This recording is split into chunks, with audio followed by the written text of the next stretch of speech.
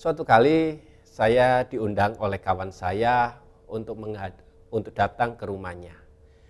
Di acara tersebut saya bersama dengan istri saya datang, kemudian kita ngobrol dengan tenang, kita masuk di dalam satu area, yaitu di sebuah tempat makan. Beberapa meter dari tempat makan ada dapur. Disitulah istri saya dan istri dari kawan saya menjamu dan mempersiapkan masakan yang ada. Saya ingat betul mereka berdua sedang mempersiapkan satu menu sederhana, yaitu tahu isi. Di situ disiapkan beberapa baskom yang ada tahu, ada kecambah, ada kubis, ada wortel. Semua masih di dalam wadah-wadah.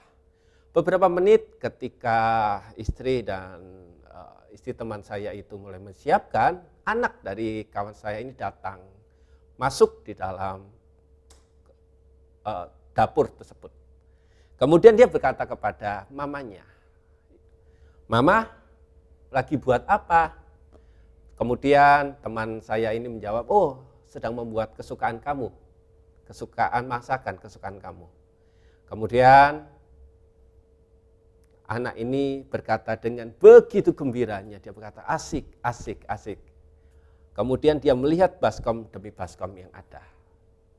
Karena anak itu masih kecil, berusia sekitar 6 tahun, kemudian dia datang dan dia mencoba mengicipi setiap apa yang ada di dalam baskom tersebut.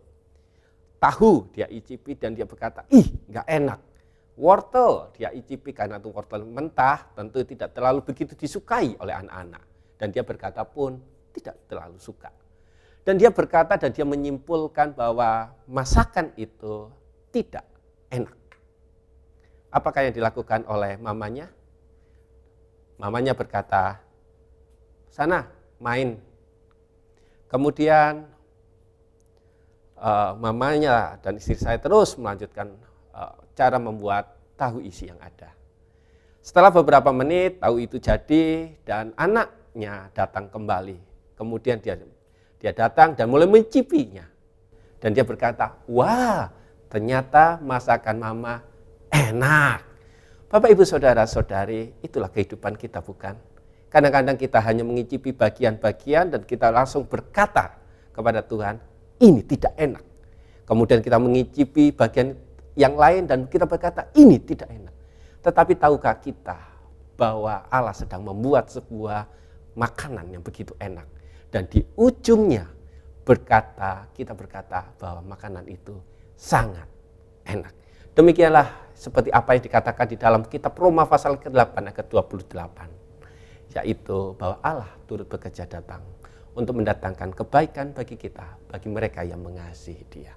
Bapak, Ibu, Saudara-saudari, ketika proses demi proses itu ada di dalam kehidupan kita, yakinlah bahwa Allah sedang mempersiapkan itu untuk sebuah masa yang lebih indah, sebuah masa yang lebih baik.